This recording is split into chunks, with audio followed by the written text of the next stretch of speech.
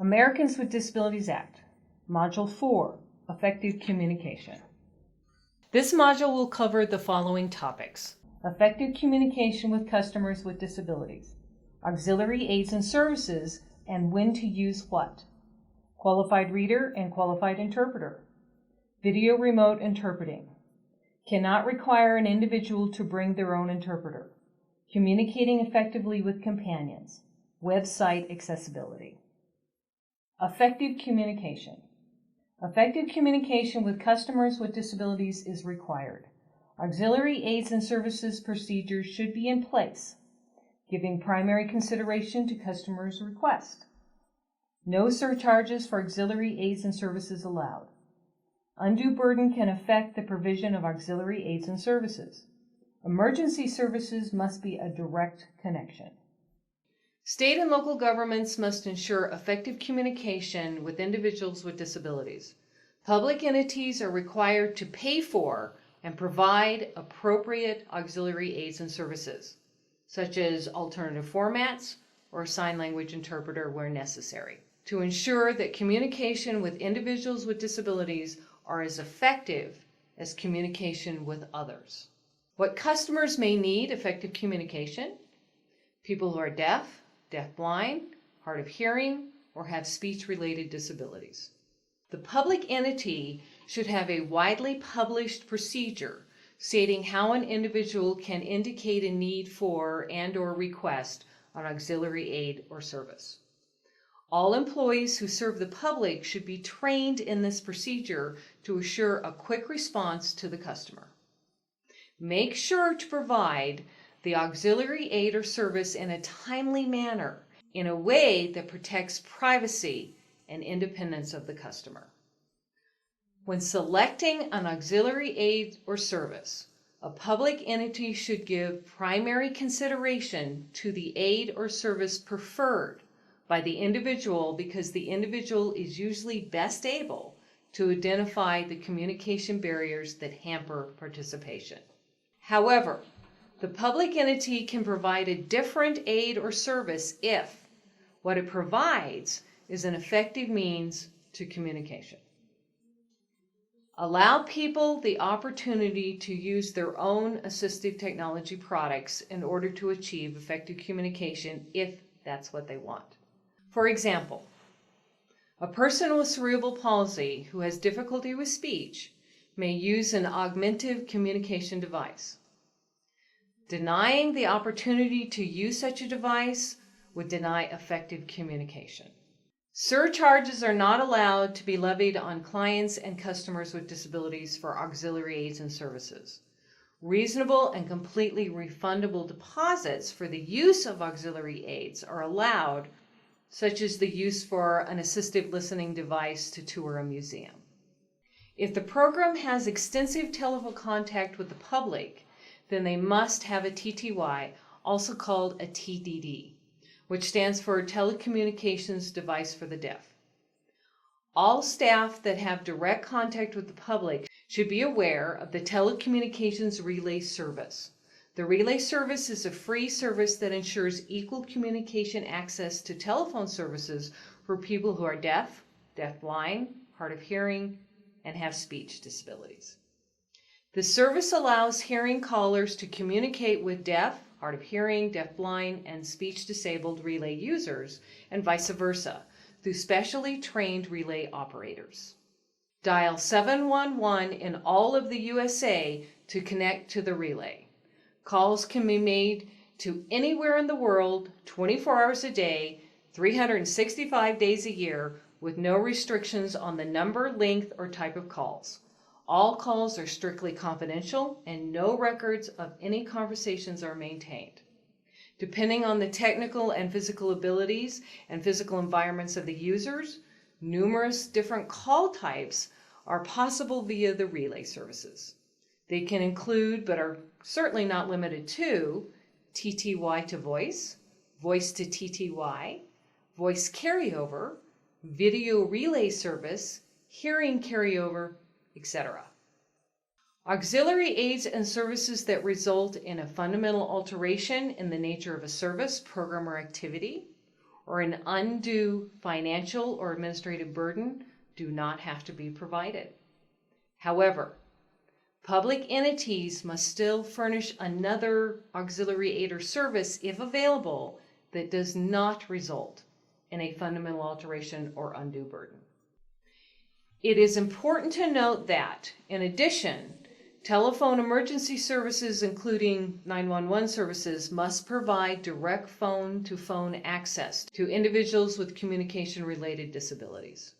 Auxiliary aids and services can include qualified sign language interpreters, qualified readers, alternative formats for printed materials, large print, CD, flash drive, braille, audio recording, accessible websites, video remote interpreting, or VRI, assistive listening systems, transcription services, written material, telephone handset amplifiers, assistive listening systems, telephone compatible with hearing aids, text telephones, TTYs, and relay services, captioning of audio-visual materials, and public service announcements.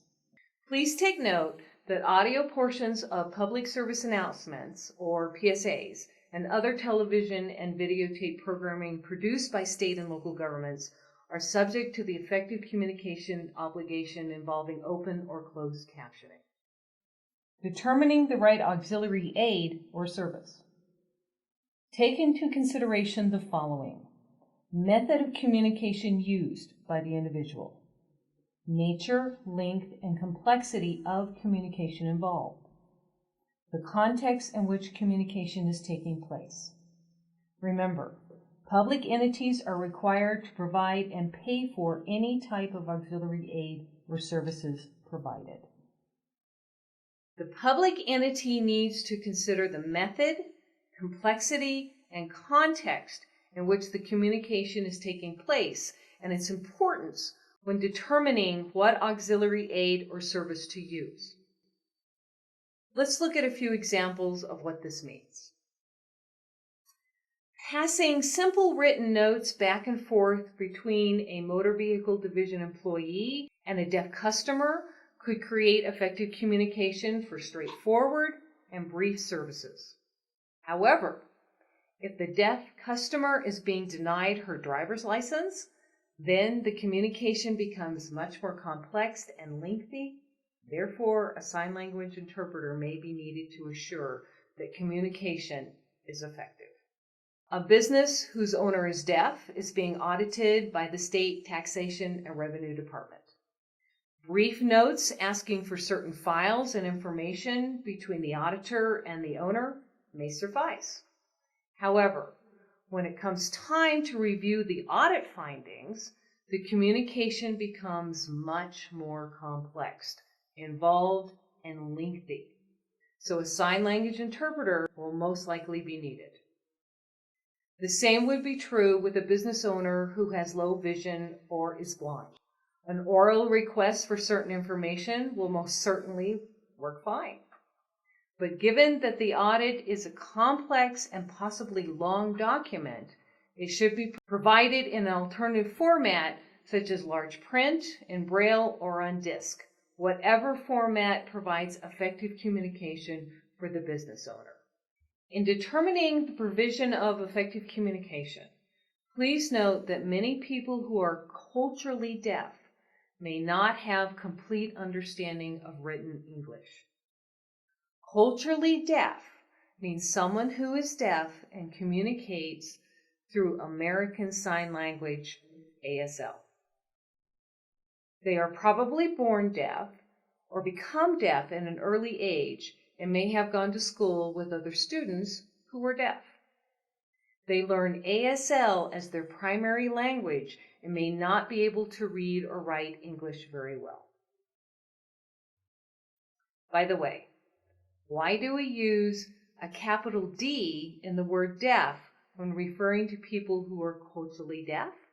We use the lowercase d in deaf when referring to the audiological condition of not hearing, and the uppercase D in deaf when referring to a particular group of deaf people who share a language of American Sign Language and also a culture.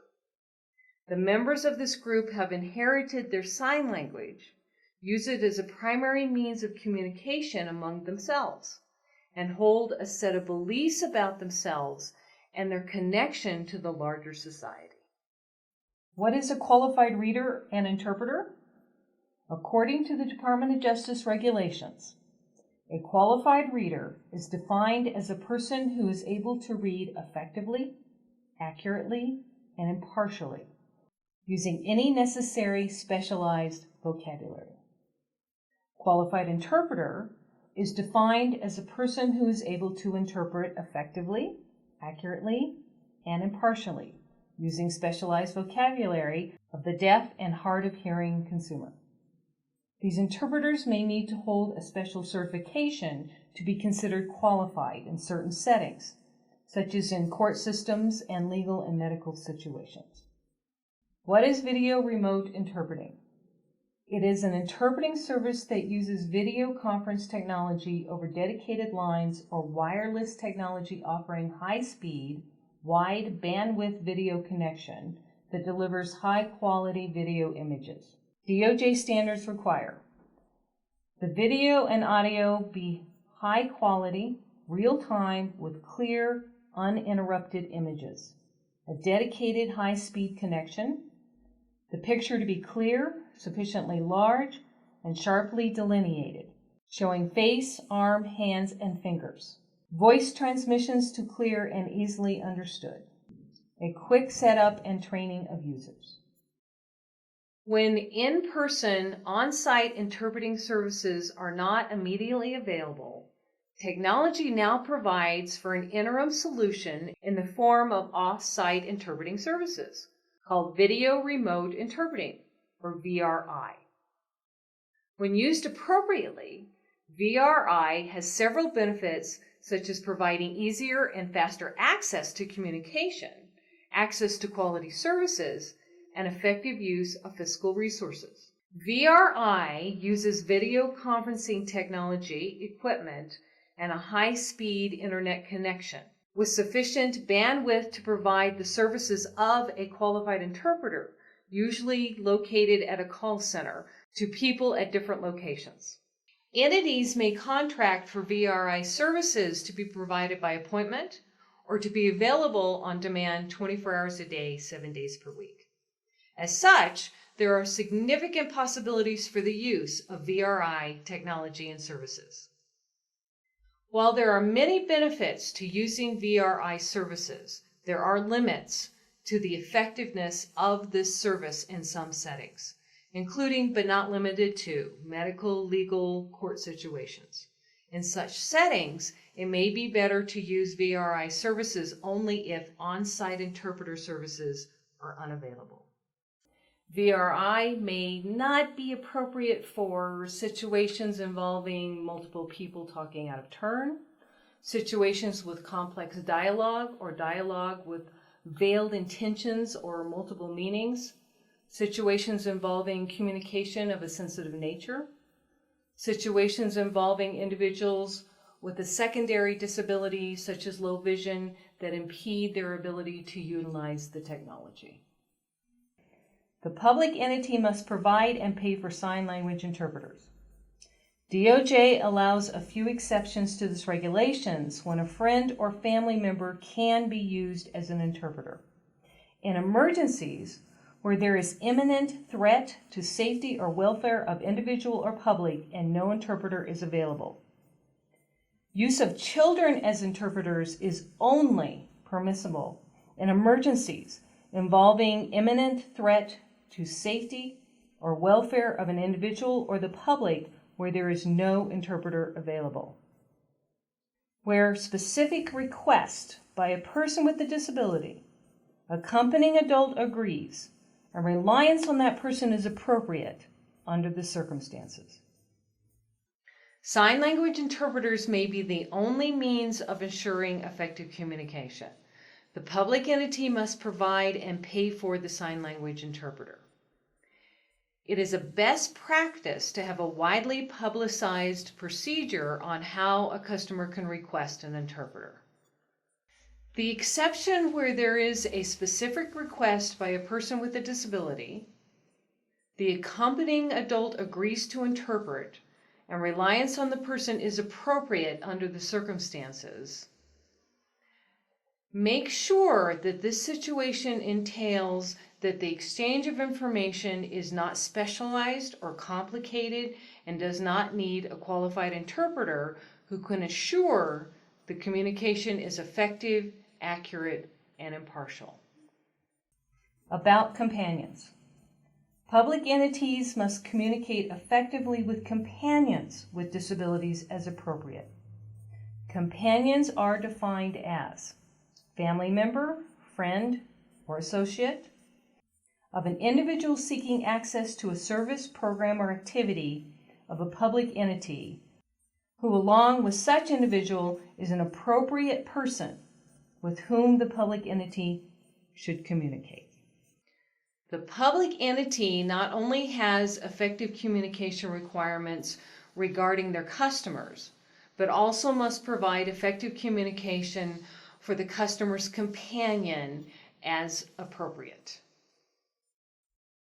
For example, a mother who is deaf brings her 18-year-old hearing son to the emergency room.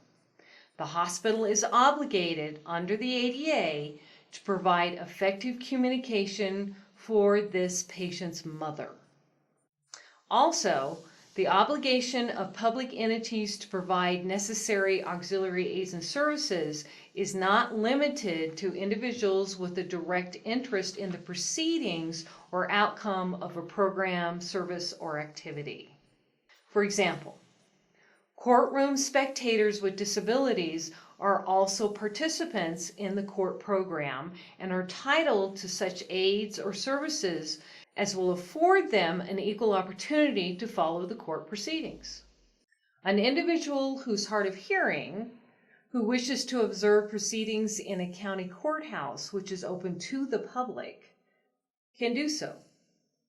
Even though the county believes that this person has no direct involvement in the particular courtroom proceedings at issue, the county must provide effective communication if requested, unless it can demonstrate that an undue financial and administrative burden would result.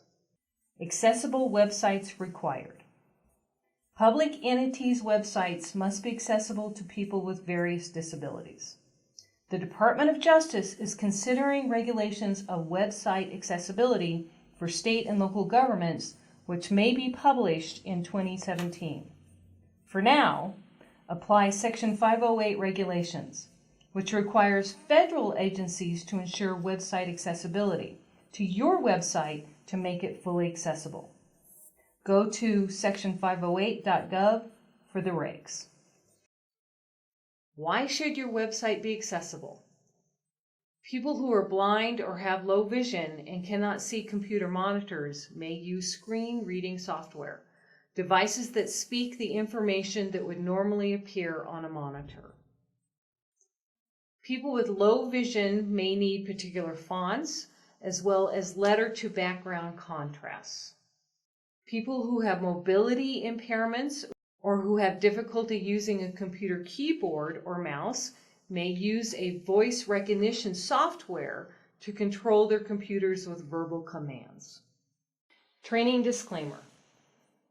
As with any civil rights law, how the ADA is interpreted and applied is largely influenced by court case decisions.